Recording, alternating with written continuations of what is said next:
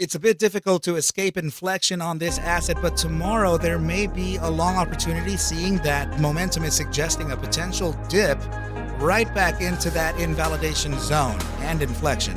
Let's pop open the charts for a true edge over the coming sessions. Welcome back to the channel on this Taco Tuesday. This is ARCa, and let's dive into ticker symbol FNGR. Let's kill 'em, team.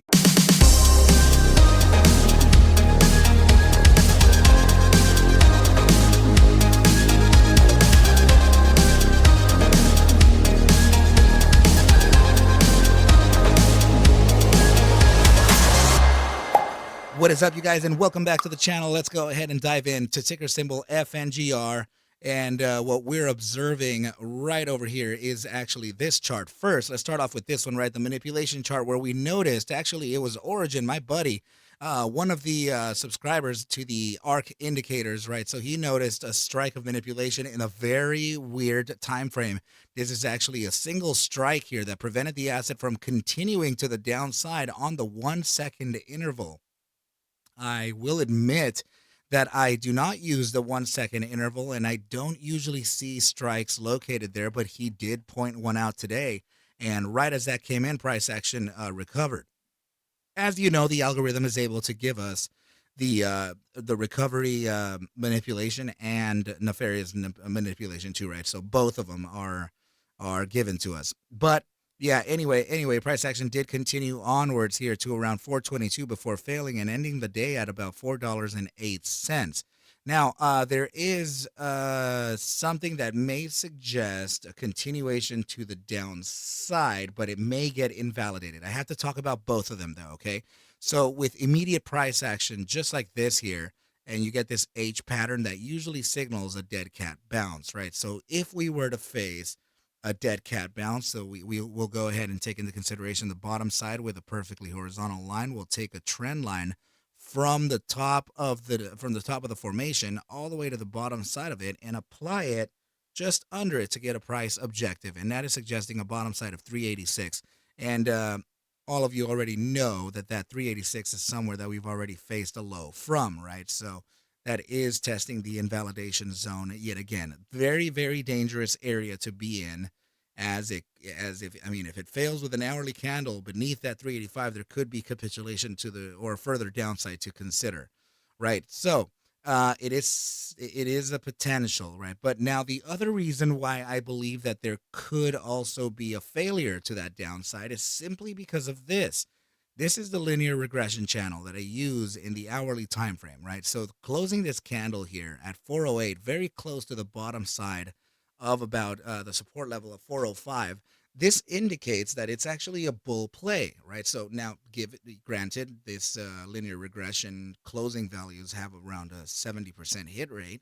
It's not perfect, but there is a chance here to where we can actually continue to the downside, find a support at about 405, and then get ourselves to bounce to the upside, right? So if there is a 405 bottom, I can actually give you the range of it, right? So 405, I can already see it. So 405, let's see. And to the bottom side of this gap here on the hourly time frame of 404. So 404 to 405 could be a potential bounce, and then this would actually lead price action up to 417, and then we'll see what would happen there, right? So, and if it is the case that we do get this resistance at around the 417, 418, then that would imply that we're building a triangle here, a right angle triangle after a downside, and that, my friends, is a bullish formation, right? So, and the topside target from something like this that could actually get realized over just one session tomorrow. That topside target could actually lead us to the top area of resistance at around 429. All right, so that is something that is pending, right? So this is our discretionary support bound here, right? So I want you to notice that we had it listed already here. 385 to 396 is the official support range, and if we just scooch this to the left, you can see why that would be invalidation, right? So closing any hourly candle beneath this area of 385, that would introduce pretty insane downside. And we don't want to be part of that in case that price action does do that. So now to hone in on those bottom side targets, there are a few to consider here. Of course, 396 to 385 with a bottom bound of 377. And 377 is based on this weekly gap bottom, right? So just in case price action wants to take into that, then it can support from that 377 bottom. Okay, so continuing on here, let me take a look at anything that may be pertinent, right? So, oh yeah, very curious that the SMA 200 on the daily time frame is located at 370 when we were suggesting that 377 on the weekly time frame gap, right? So that could be playing for support in the event to where we do come back down that low. I'm not seeing a reason for us to come down that low, but we can't ignore it. We have to make sure that we have it within our peripherals so that we know what to do in the event where price action shows that kind of weakness. Okay, and but yeah, let's go ahead and move on here to the RSI. But before I do so, team, I want to just remind you that this is the last course I will be teaching, right? So this is going to be the ARC Masters course, 16-week mentorship, and track 3 students already got started. They're on their week 3. They're going on week number 4,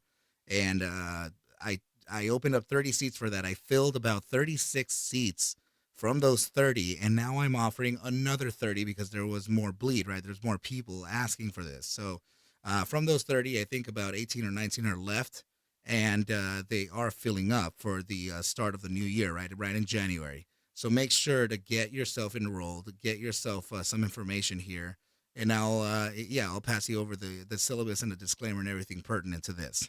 But rest assured that this will be the last master's course that I will be teaching. Okay, team, I will try my best to actually get back into trading, and yeah.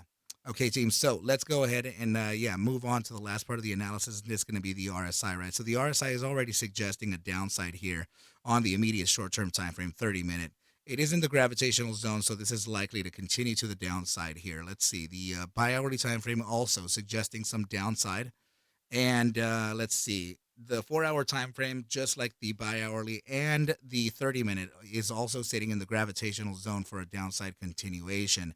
Now, we're going to find a continuation to that downside all the way up to the daily time frame. So the daily time frame is where we're sitting at the gravitational zone and support of the SMA 14. So both of these things here could introduce a continuation to the upside or a support, right? But seeing that we're already potentially crossing beneath that SMA 14, we could move on to the bi-daily and see if there's any support for us there. In fact, there is not. And it's actually suggesting that we're in the gravitational zone here. So there is still some downside to figure here. But we already know that. We already know the targets that we can potentially reach. All right, team. So keep your eyes on the prize here, right, team? Make sure to practice discretion. Make sure to watch your risk. And yeah, I think this is a pretty good place to leave off. If any questions, go ahead and get in touch with me, team, okay? Please take whatever I do show and iterate within these videos as just a form of entertainment, as I cannot suggest for you to buy, sell, or hold any assets whatsoever. I need you to do your own due diligence and everything will be cool. But with that said, team, I wish you well a very good rest of your night, and I will be catching you at the bell mañana. Adios, team.